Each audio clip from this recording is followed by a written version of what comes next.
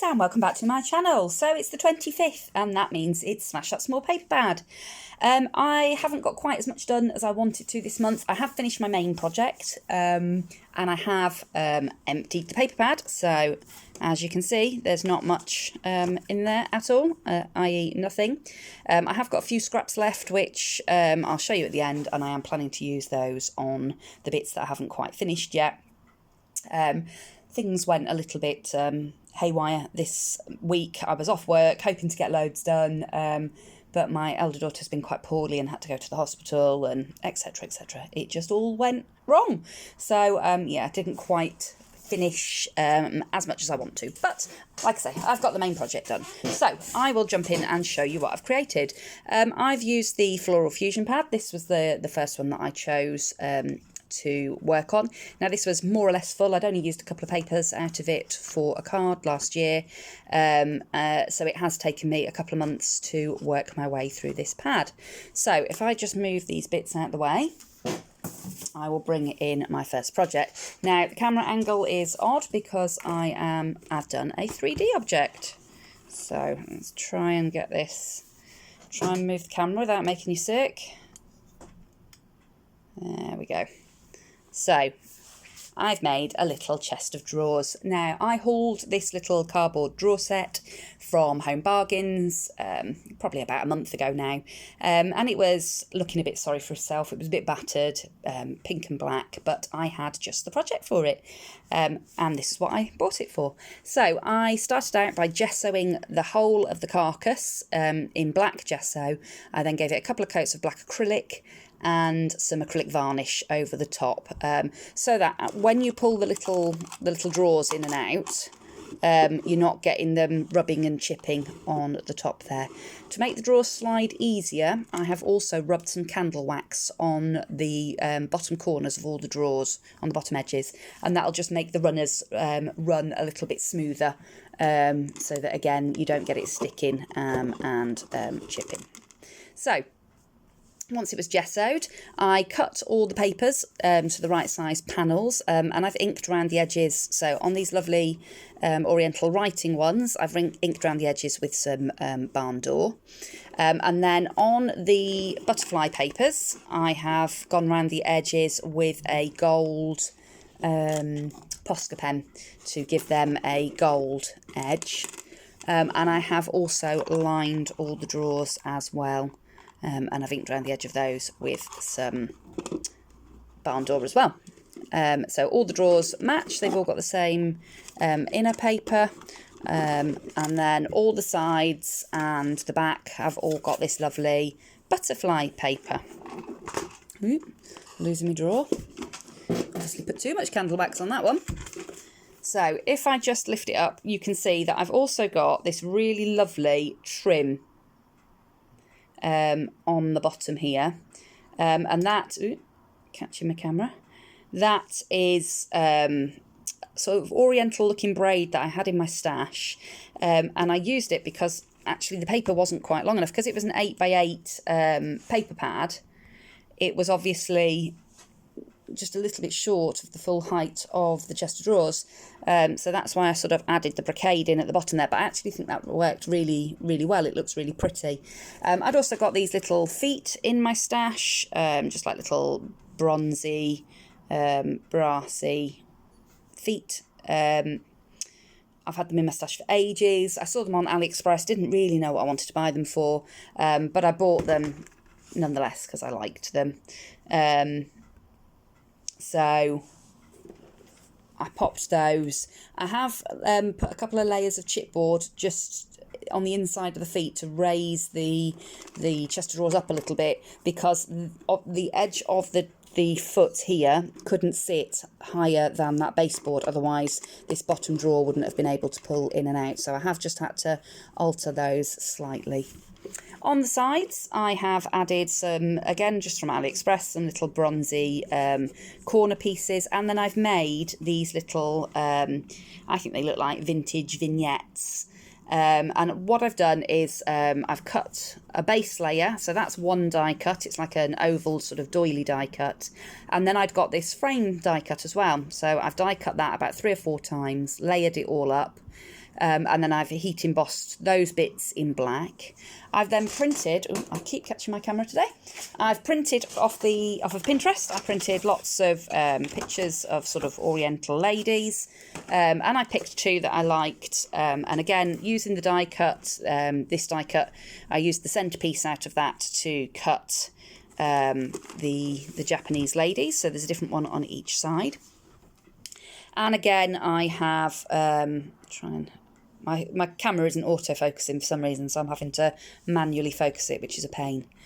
I have heat embossed these as well. I've done 2 or 3 layers of the heat emboss, and I've also, if I can get it on the side there, I've bent it slightly. Once the heat embossing powder was dry and cool, and I bent it slightly so that you get these fine crackles in it, and that just makes it look just a little bit more vintage.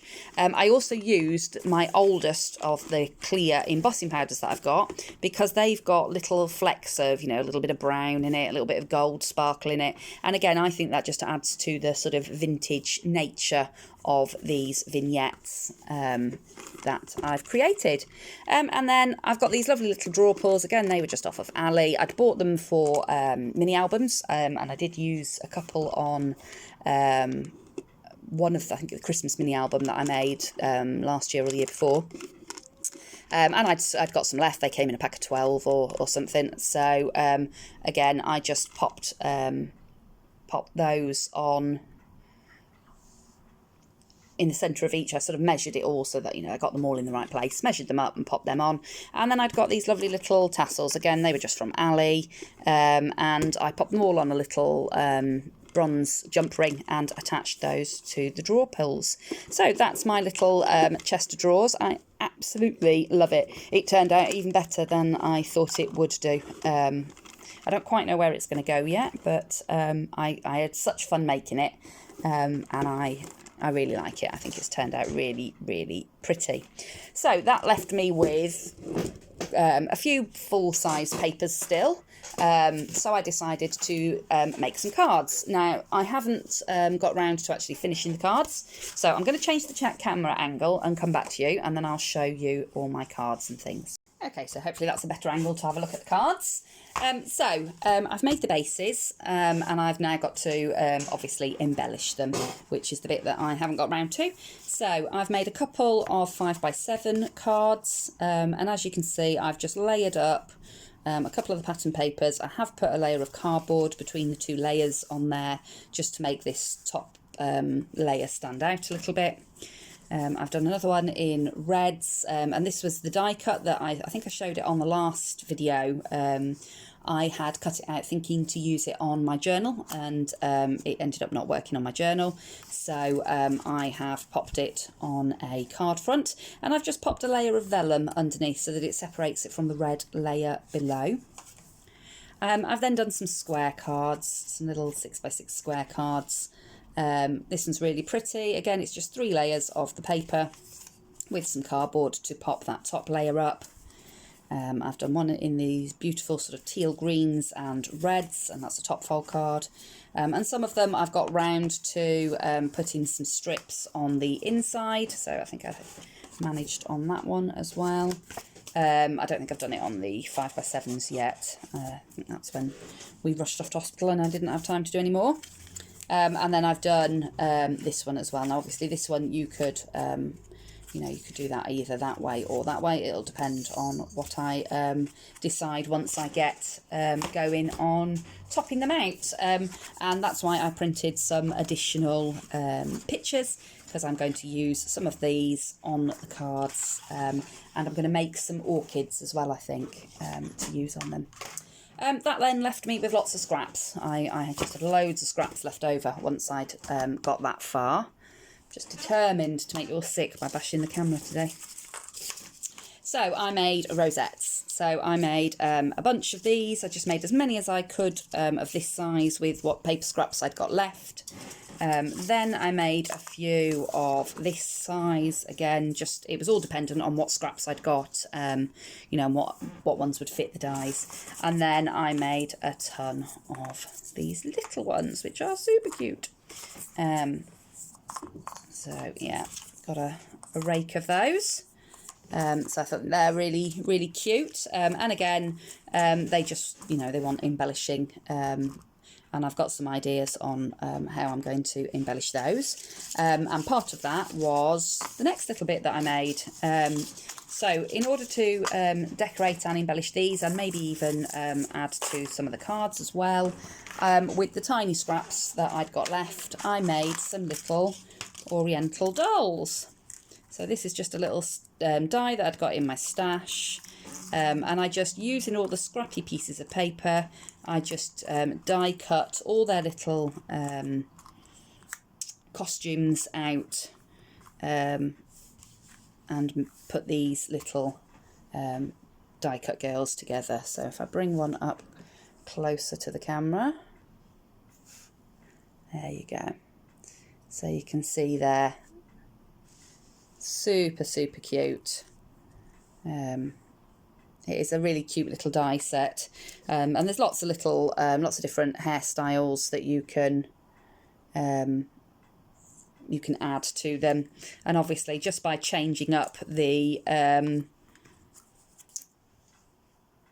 costumes, and you know, you can put fans, and the little bow is a punch that I got from Hobbycraft, and I've added obviously little bits of bling, and I did ink the faces a little bit I just used an ivory cardstock, and then I used some antique linen brush corduroy, I think, to give a more natural skin tone, and then I've used a little bit of Copic just to give them a little bit of blush to the cheeks. So that's what I've made this month with my paper pad, with my Floral Fusion paper pad. Just pop those there. This is what I've got left. Now, it's not actually all scraps from the paper pack. Some of it is mirror cardstock. In fact, a lot of it is the mirror cardstock and things that I've been supplementing and sort of adding to the paper pack with. So these are the few bits that I have left. I think that's about it. I have even kept the little scraps that come from when I was cutting borders and things. You can see there. Yeah. So I've even kept those little scraps because when it comes to sort of decorating cards or the rosettes or something, these little bits of trim might actually look quite cute. So I have literally kept, you know, anything that I thought might be a useful scrap, I have kept. I've got some bits that so when I was making the vignettes for the side, I did sort of audition that piece to begin with, which is very beautiful, but it wasn't quite big enough for the images were too small. But I could use that on top of a rosette, or cut bits of it off to use on the rosettes. So I have literally kept everything. Little lanterns that I cut, again, I sort of ummed and ahed about putting them on the drawer pieces, but I didn't end up using them because I kept that quite sort of elegant and simple. So these are the scraps that I've got left. Now, there's not really anything particularly usable in here. The rosette dies, even small ones, won't fit any of these leftover scraps now. So I've kept them so that as I'm doing the cards and the rosettes, I can make little flags and things that are gonna match the project. But I will, once I have completed those bits, I will be popping this lot into the recycling, and I'm going to call that pad Smashed. So next month I will be moving on to a new paper pad. I haven't had the opportunity to look through my paper pad stash yet and choose which one it's going to be. So I will introduce that pad next week. Next time I'll sort of show it before I actually start working on it. So I hope you've enjoyed having a quick look at everything I've made this month. I would like to say a big thank you to all my subscribers, and particularly those that have joined me. I was really, really thrilled to discover yesterday that I'd reached 300 subscribers, which is mad. You know, I only started this journey in November. I didn't think anybody would be interested interested in watching me. So to get to 300 is huge. So I'm really, really grateful. I did go to the range yesterday and I've bought some bits and bobs so that I can do a bit of a giveaway, which hopefully will be coming in the next few days. I am going to try and make a few handmade bits to go with it. So yeah, I will put that up as soon as I've got everything together for it. So do keep your eyes open for that. In the meantime, if you're not already a subscriber, you might want to think about doing so, because as I say, I'm going to be giving away some cool craft stuff in the next few days. But I would really just like to have you along for the journey. I really love all the interaction, the comments that I get. It just makes my day. It always makes me smile. So thank you so much for being here and for the interaction. And I will see you all again very, very soon. Bye for now.